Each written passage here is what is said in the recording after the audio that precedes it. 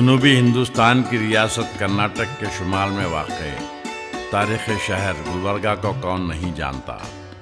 یہ نہایت قدیم اور اپنے دور کا بارونق شہر تھا۔ گلبرگہ کا شمار دکن کے بڑے بڑے اضلاع میں ہوتا تھا۔ ابتدا میں یہ گمنام پہاڑیوں سے گھرا ہوا ناہموار چٹیل زمین کا خطہ تھا، جو راجہ کلی چند کی ملکیت میں کلبرگی یا پتھروں والی زمین یا سنگلاخ علاقے کے نام سے جانا جاتا تھا، مگر رفتہ رفتہ زمانے کے گزرنے کے ساتھ ساتھ اس کا نام کلبرگی کی جگہ گلبرگہ مشہور ہو گیا۔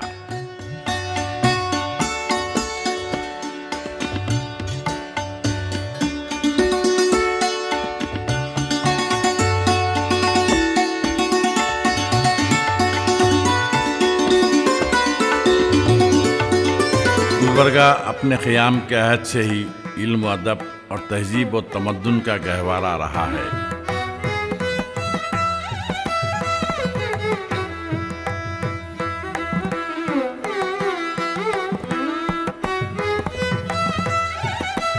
بہمنی سلاطین نے ابتدا سے ہی علم کی قدردانی اور سرپرستی کی ہے۔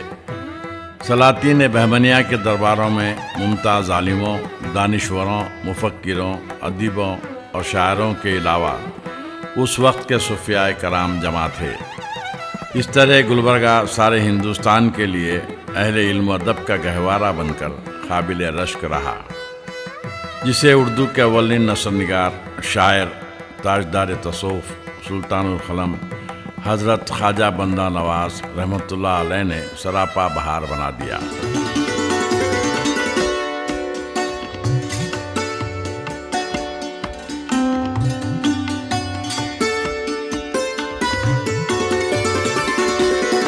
آپ کی تصنیف معراج العاشقین اردو ادب میں بیش بہا اضافہ ہے۔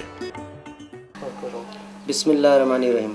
خالہ نبی علیہ السلام کہے انسان کے بوجھنے کو پانچا تن، ہر ایک تن کو 5 دروازے ہیں اور 5 دربان ہیں۔ پیلا تن واجب الوجود، مقام اس کا شیطانی نفس اس کا امارہ، یعنی واجب کے آنکھ سو غیر نہ دیکھنا سو، حرص کے کان سو غیر نہ سنا سو۔ بہمنی سلاطین اور ان کی تاریخی عمارتیں۔ یہ گنبد سلطان محمد علاء الدین حسن گنگو بہمنی بانی سلطنت بہمنیہ کا ہے۔ 2 اگست 1347 عیسوی کو محمد سلطان علاء الدین حسن گنگو نے گلبرگہ کو اپنا دارالخلافہ قرار دیا اور گلبرگہ کے بجائے حسن آباد اس کا نام رکھا۔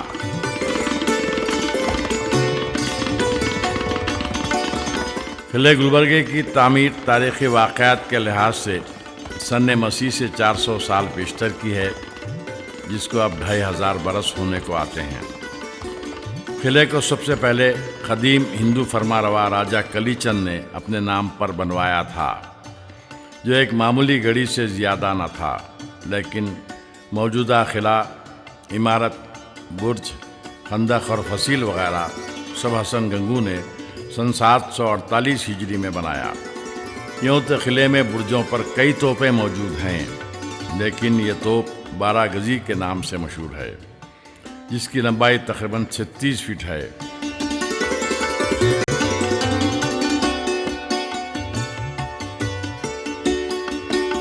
اور یہ توپ، جسے شاہی توپ کہا جاتا ہے، ان دونوں توپوں پر فارسی تحریریں کندہ ہیں۔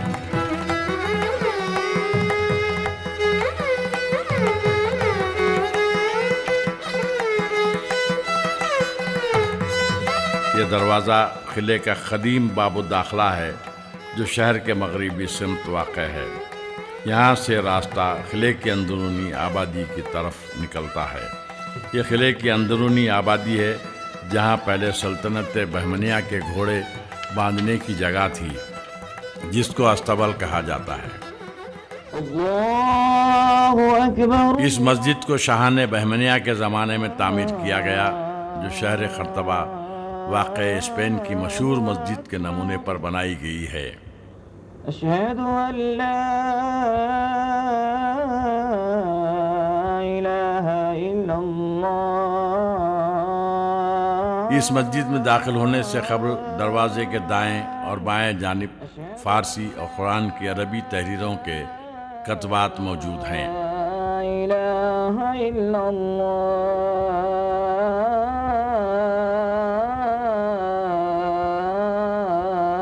اس مسجد کا بڑا برج جس کے نیچے محراب و منبر ہیں 75 فٹ بلند ہے۔ محمد رسول اللہ۔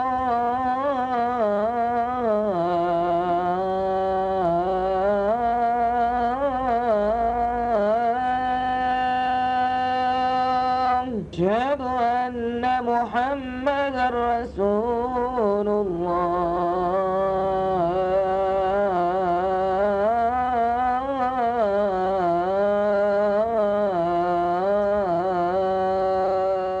اس مسجد کی چھت پر 111 چھوٹے چھوٹے گنبد اور نہایت خوبصورت محرابیں ہیں۔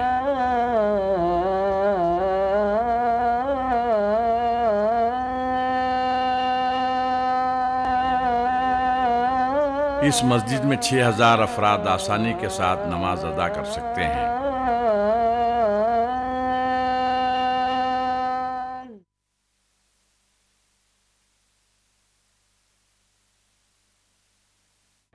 عرصے دراز سے جمعہ اور عیدین کے علاوہ 5 وقت کی نمازیں بھی یہاں ادا کی جا رہی ہیں۔ علاء الدین حسن گنگو کے انتقال کے بعد اس کا بیٹا محمد شاہ 1358 عیسوی کو تخت نشین ہوا، جو خود بہت بڑا شاعر تھا، جو عربی اور فارسی میں گفتگو کرتا تھا۔ یہ گنبدیں بالحاظ رفعت عظمت دکن کی منتخب عمارات میں سے ہیں۔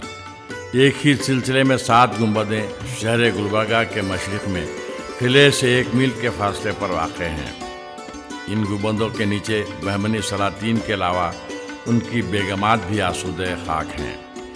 یہ گنبد اسلامی فن تعمیر کا اعلیٰ نمونہ ہیں، جس کی بنا پر قیاس کیا جاتا ہے کہ فیروز شاہ بہمنی اسی گنبد میں دفن ہوگا۔ فیروز شاہ بہمنی سن 1397 عیسوی کو تخت نشین ہوا تھا۔ ہندوستان کے حکمرانوں میں فیروز شاہ بہمنی کا شمار فاضل ترین بادشاہوں میں ہوتا ہے۔ علم اور فنون کے ہر شعبے سے اس کو کافی دلچسپی تھی۔ فیروز شاہ بہمنی نے شہر گلبرگہ سے 27 کلومیٹر دور دریائے بھیما کے کنارے اپنے نام پر فیروز آباد نامی قصبہ آباد کیا، جہاں اس نے قلعے کے علاوہ اپنی کئی بیگمات کے لیے محلات بنوائے تھے۔ ان تعمیرات کے کھنڈر آج بھی موجود ہیں۔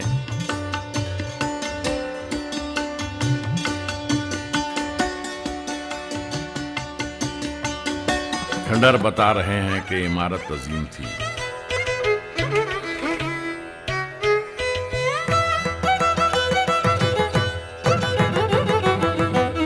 حضرت خواجہ بندہ نواز کی علمی و ادبی خدمات۔ یہ گنبد مخدوم قطب الاقطاب سید محمد حسینی گیسو دراز بندہ نواز رحمۃ اللہ علیہ کی ہے۔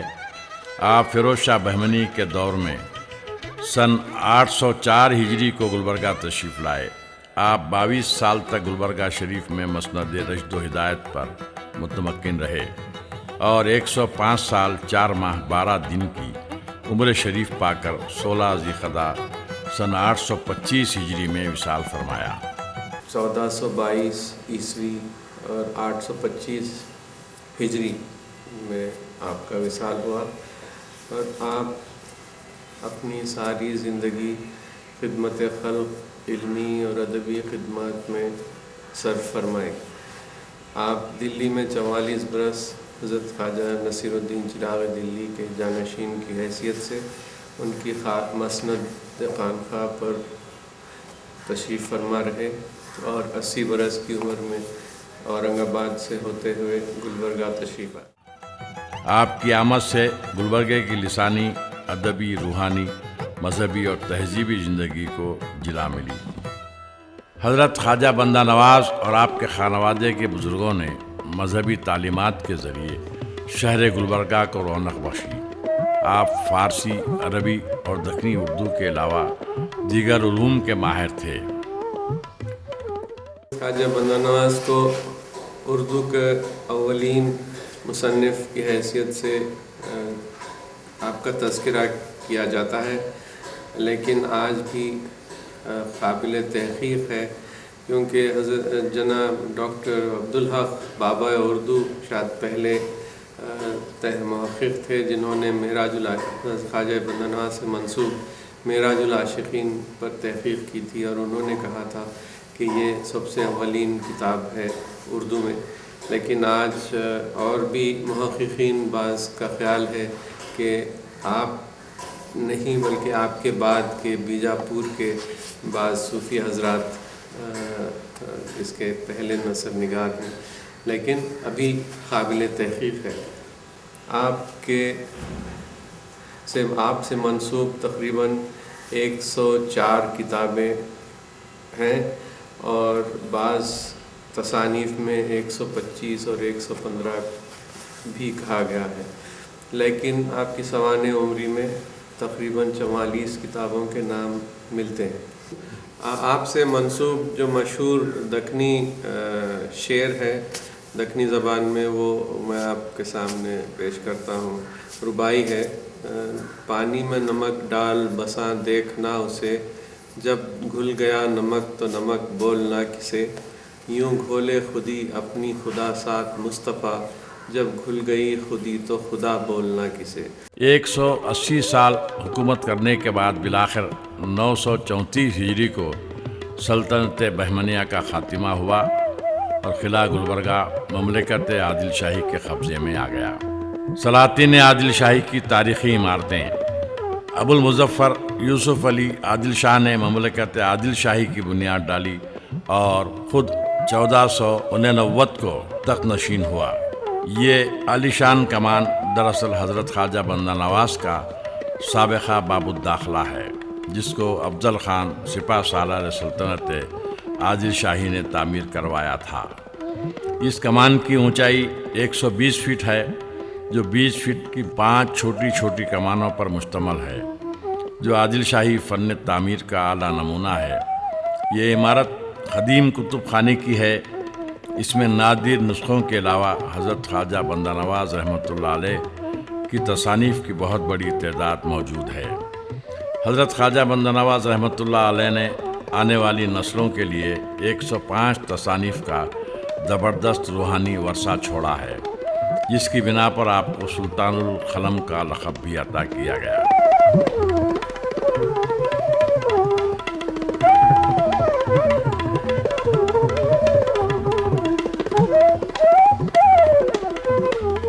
یہ باب الداخلہ منفرد طرز تعمیر کا حامل ہے۔ آپ ملاحظہ فرمائیں کہ یہ کتنا بلند و بالا ہے۔ سجادگان خدمت صندل مالی اور دیگر مراسم کے انجام دہی کو روانگی سے قبل یہیں سے لباس خواجگی زیب تن فرماتے ہیں۔ اس عمارت کو سلطان یوسف علی عادل شاہ نے تعمیر کروایا تھا۔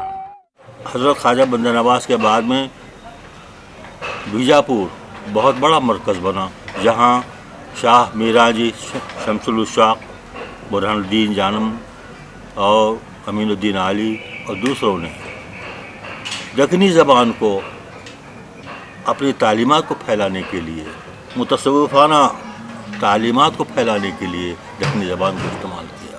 مملکت آصف جاہی کی ادبی شخصیات: نواب میر قمر الدین آصف جاہ اول نے سن 1724 عیسوی کو مملکت آصف جاہی کی بنیاد ڈالی اور اپنی خود مختاری کا اعلان کر دیا۔ سلاطین آصف جاہی بھی کافی ادب پرور گزرے ہیں۔ نواب میر محبوب علی خان بہادر کے زمانے میں بطور خاص اردو ادب کو کافی فروغ ملا، اس لیے کہ بادشاہ نے 1883 عیسوی کو باقاعدہ اردو کو سرکاری زبان بنایا، جو پولیس سیکشن 1948 تک رائج رہی۔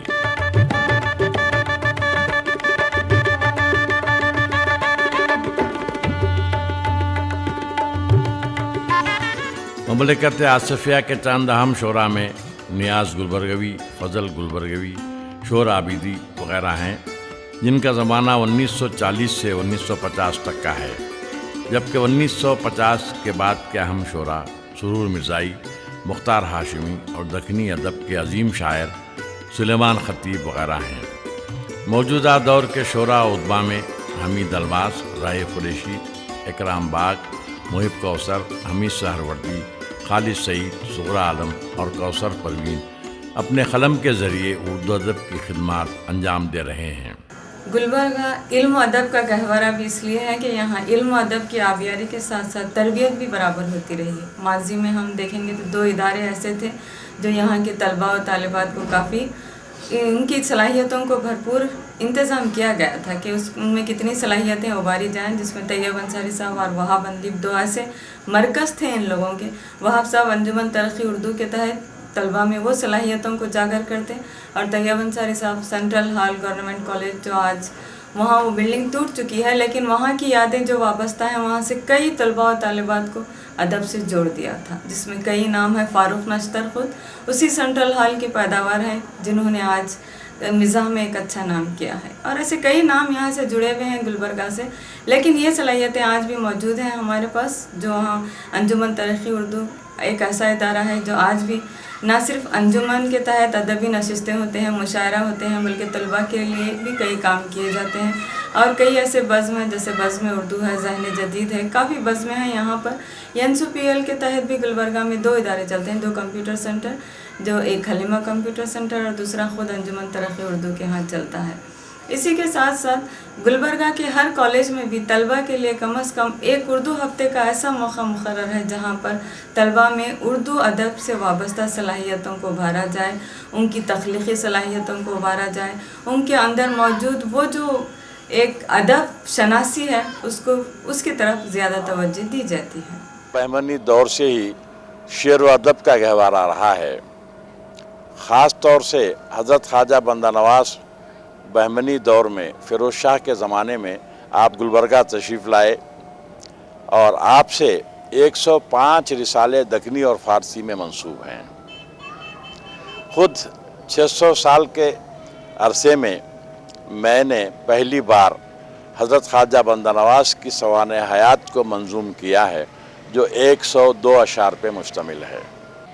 ویسے گلبرگہ جب صوبہ تھا ریاست حیدرآباد میں، تو اس وقت یہاں سرکاری عہدیدار جو بیرونی ریاست سے تشریف لائے تھے، خاص طور سے شمالی ہندوستان سے، جس میں مرزا فرت اللہ بیگ، سجاد مرزا اور دوسرے حضرات نے اردو کے ترقی و ترویج کے لیے، یہاں اس کی اشاعت کے لیے بہت سارا کام کیا، اور انہی کے اثرات تھے کہ یہاں گلبرگے کے شعراء بھی کافی شعراء پیدا ہوئے اس دور میں۔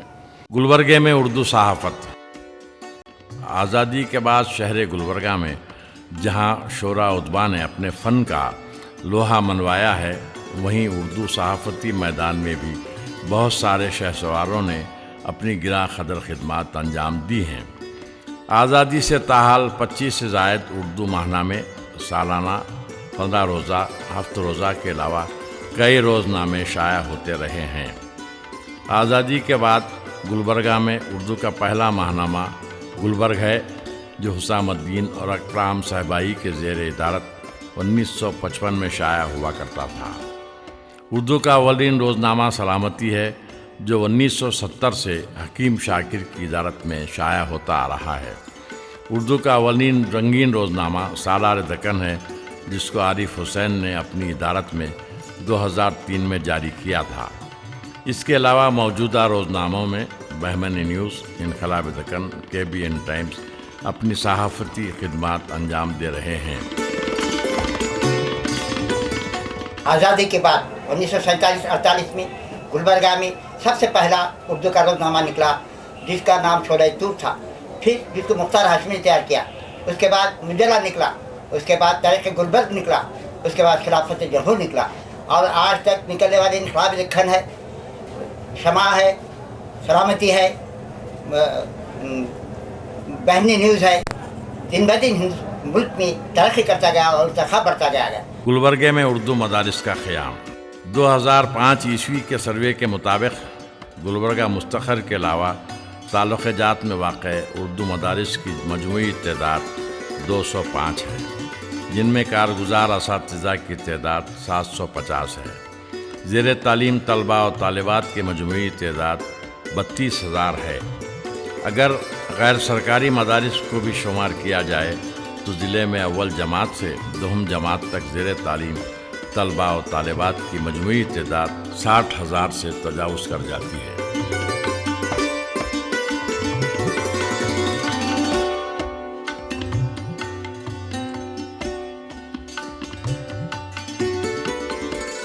ये गुलबर्गा यूनिवर्सिटी है।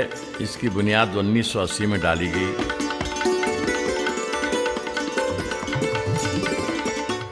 जबकि शोबे उर्दू व फ़ारसी 1978 से क़ायम है। उस वक्त ये धारवाड़ यूनिवर्सिटी का पीजी सेंटर था।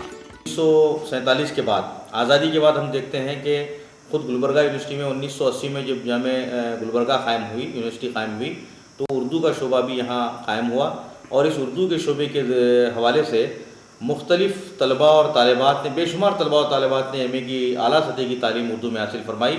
और इसके साथ साथ हम यहाँ शोबे उर्दू के एक रिकॉर्ड के मुताबिक डॉक्टर मंजूर अहमद दगली ने जो मक़ाला तरतीब दिया है उसमें उन्होंने बताया है कि 36 मक़ाले एमफिल के यहाँ पर तरतीब दिए गए और जबकि 45 मक़ाले पीएचडी में हासिल किए गए और पीएचडी की डिग्रियाँ, इनको आला सतह की डिग्रियाँ उर्दू ज़बान में हासिल हुई। गुलबर्गा यूनिवर्सिटी में शोबे उर्दू की एक और अहमियत इस पर भी वाज़ेह हो जाती है, इस तौर पर भी कि यहाँ बाज़ाब्ता बज़्म अदब का इनेक़ाद अमल में लाया जाता है। सालाना बज़्म की जानिब से कुछ एक्टिविटीज़ किए जाते हैं, कुछ मक़ाले पेश किए जाते हैं, कुछ मुकाबले होते हैं नसर के हवाले से, नज़्म के हवाले से। गुलबर्गा की अदबी अंजुमनें क़दीम ज़माने से ही शहर गुलबर्गा में उर्दू की बक़ा के लिए कई उर्दू अंजुमनें क़ायम की गईं। आज तक इसका सिलसिला जारी व सारी है। इन अदबी अंजुमनों में अंजुमन तरक्की उर्दू की खिदमात गैर मामूली हैं। अंजुमन तरक्की उर्दू 1959 में क़ायम की गई, जबकि गुलबर्गा क्लब 12 मार्च 1940 को ही क़ायम हो चुका था, जिसने शहरियान गुलबर्गा के अदबी ज़ौक़ को फ़रोग़ देने में नुमायाँ रोल अदा किया। जब रियासत कर्नाटक में जब गुलबर्गा सूबा आया 1956 में रियासतों की तक़सीम जदीद के बाद, तो यहाँ शेर व अदब का बड़ा चर्चा रहा। खुसूसन आज के इस दौर में हिंदुस्तान गिर शोहरत रखने वाले शोरा और रुतबा गुलबर्गे में मौजूद हैं। उर्दू की तरक्की और तरोीज के लिए यहाँ बहुत सारे अंजुमनें काम कर रही हैं अपने अपने अंदाज से। ख़ुद फ़ाल अंजुमन तरक्की उर्दू है, दूसरे और मजलिस अदब है और दूसरे अमान उर्दू है। दूसरे कई इदारे हैं जो उर्दू के अपने अपने सतह पर अपने अपनी बिसात पर कोशिश में लगे हुए हैं। बड़ी खुशी की बात है कि गुलबर्गा आज सारे हिंदुस्तान में अपनी अदबी एक ख़ास हैसियत रखता है, एक पहचान रखता है। मैंने देखे हैं मोहब्बत के ज़माने कौसर, मेरी आँखों में उसी दौर की बिनाई है। कर्नाटक कल्चरल अकेडमी गुलबर्गे के अलावा अंजुमन तलबाए उर्दू, बज़्म अवान उर्दू वगैरह जैसी अदबी अंजुमनें उर्दू ज़बान की तरक्की के लिए अपनी खिदमात अंजाम देती आ रही हैं।